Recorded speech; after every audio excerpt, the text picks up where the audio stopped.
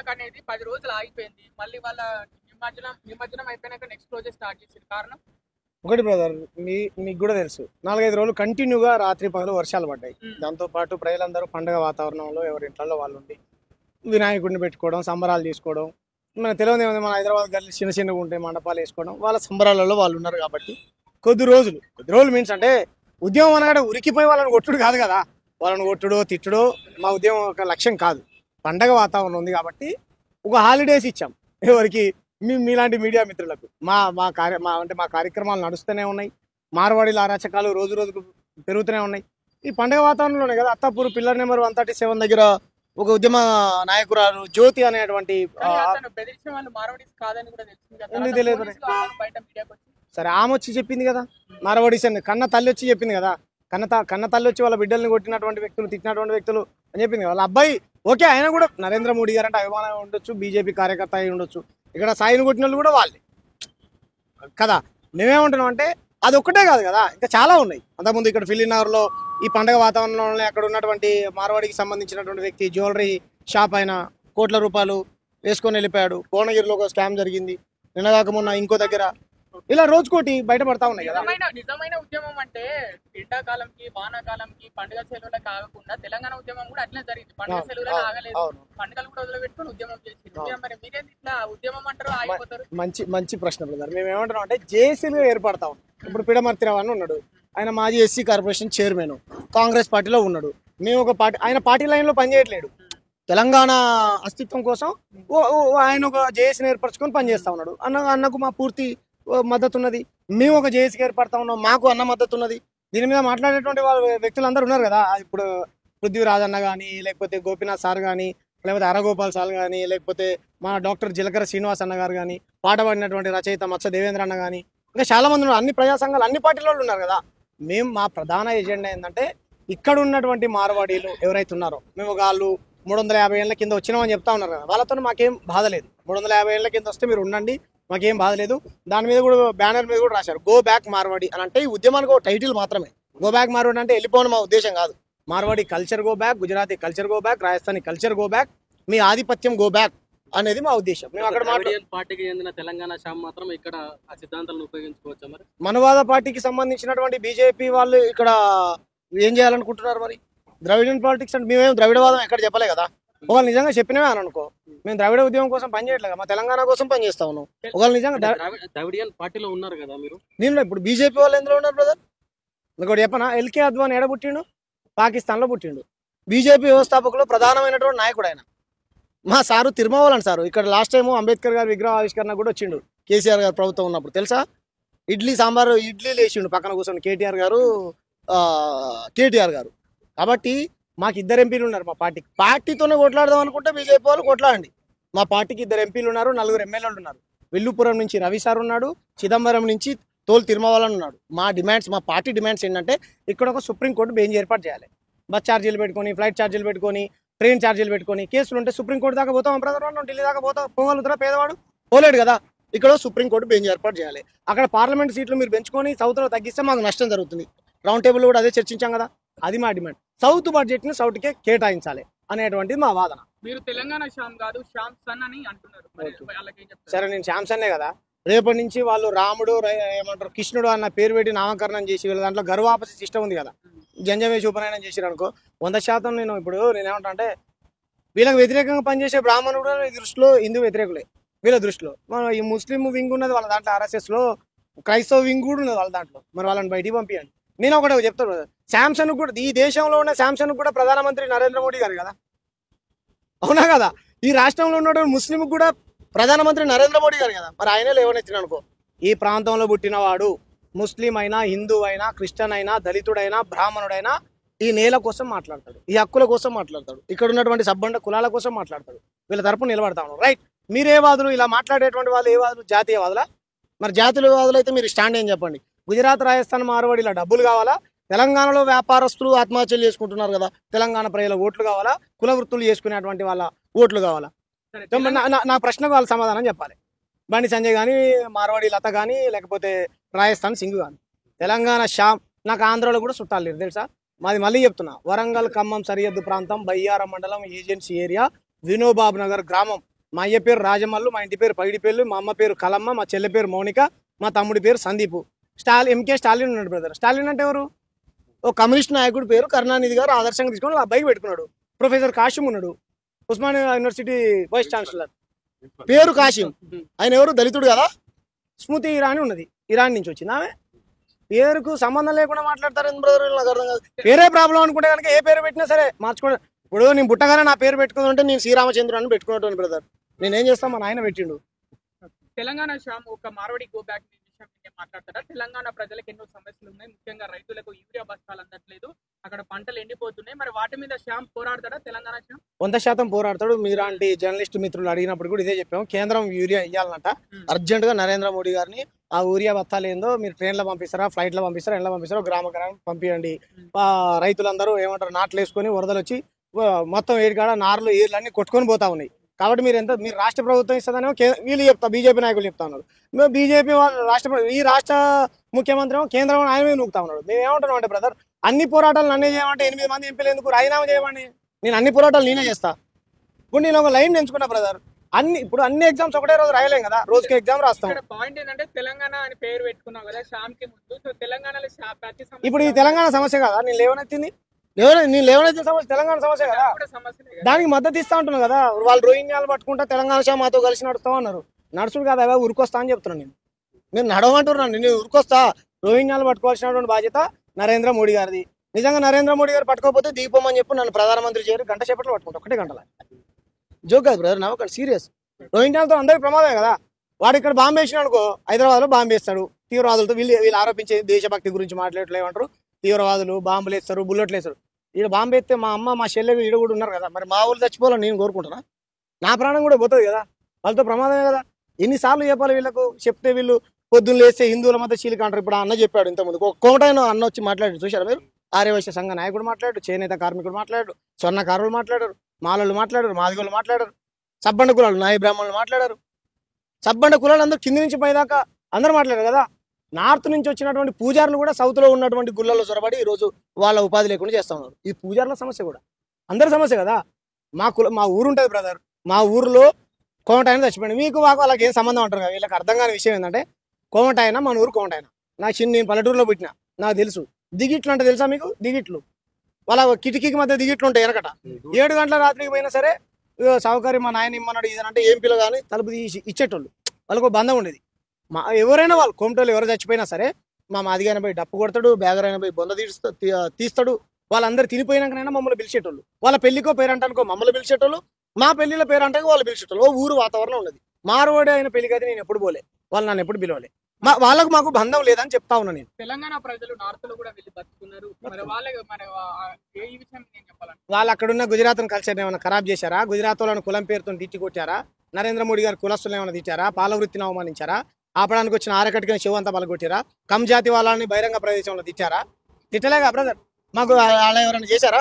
తెలంగాణ ప్రజలు గుజరాతీ ఏమంటారు సంస్కృతికి కట్టుబడే కదా అక్కడ బతుకుతా ఉన్నారు.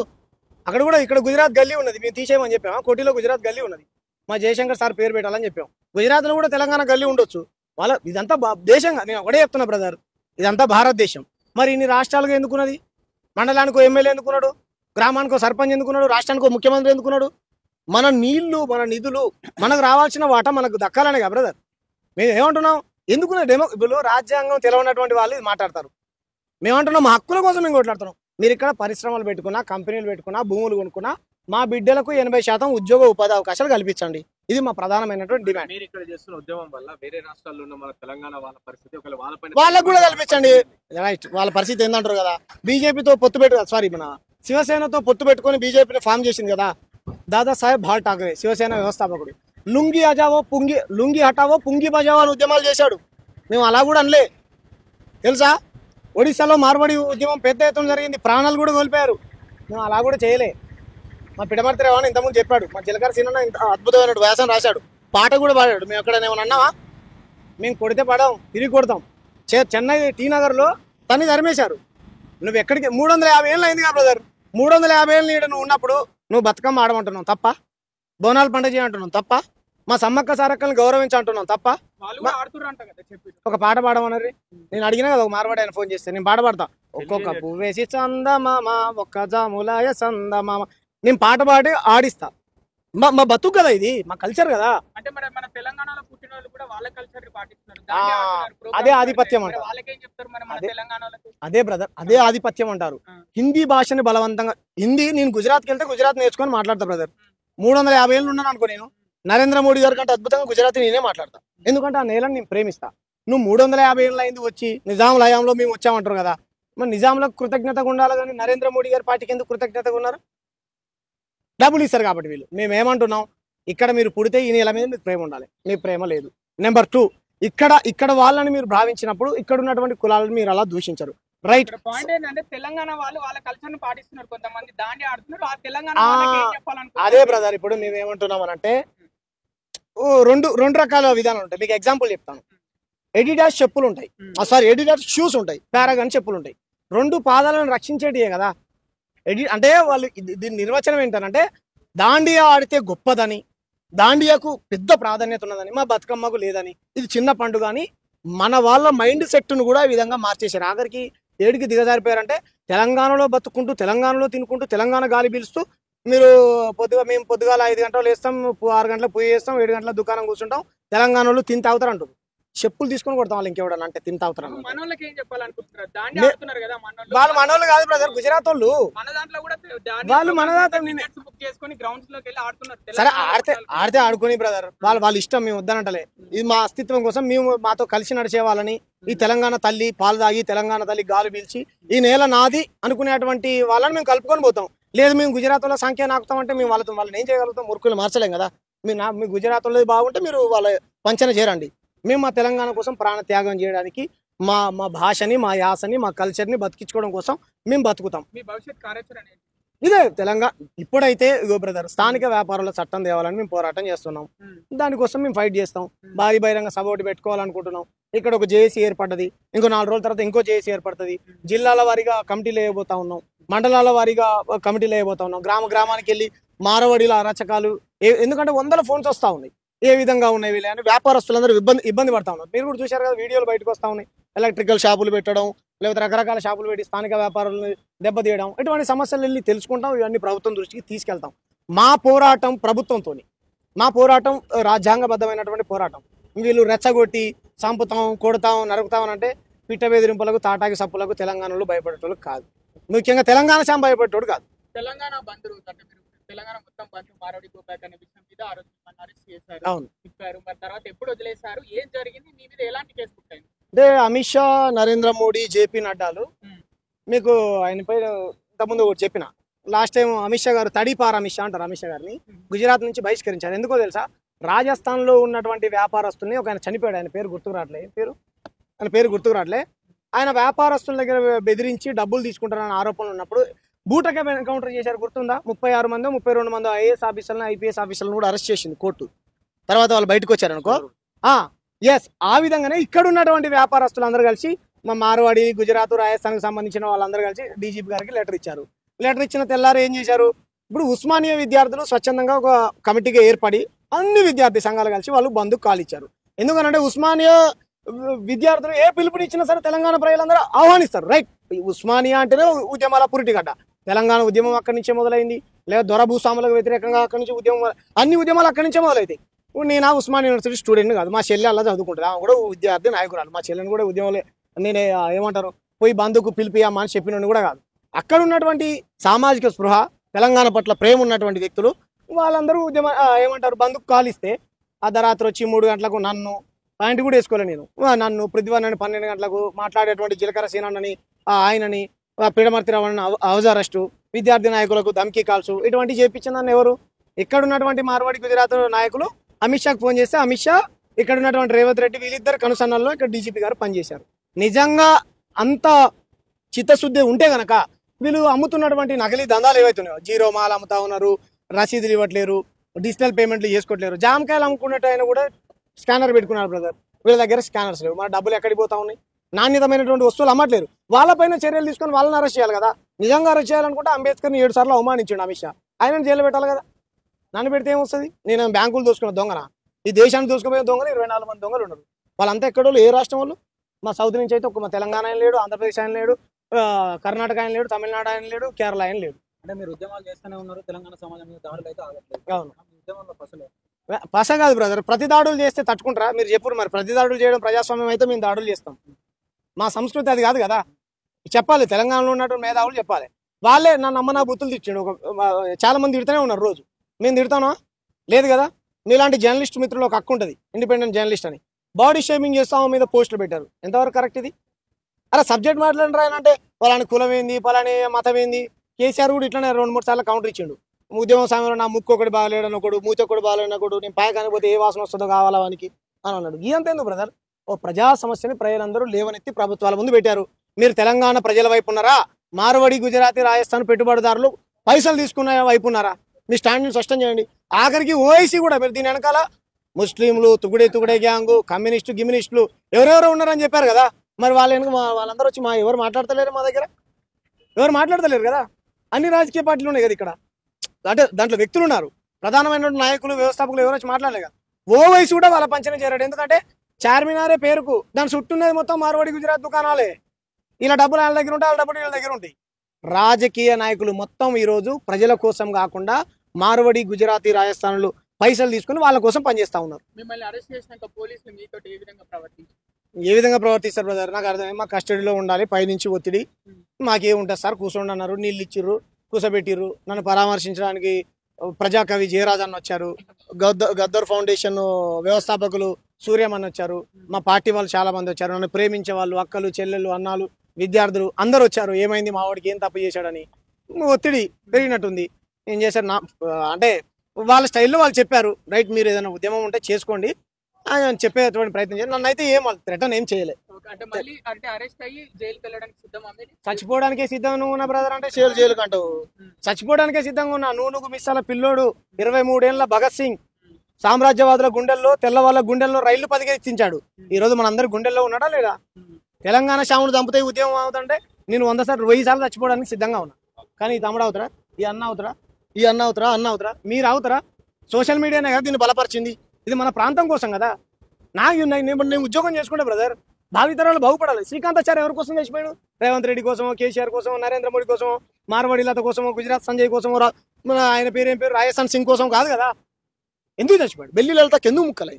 గద్దరన్న కాటికి కాలు చాపించిన తాక కూడా బానిసలారా లేండిరా అని తూటాలు గుండెలో ఉన్నా కానీ ఎందుకు పాట పాడిండు? ఎవరి కోసం పాట పాడిండు?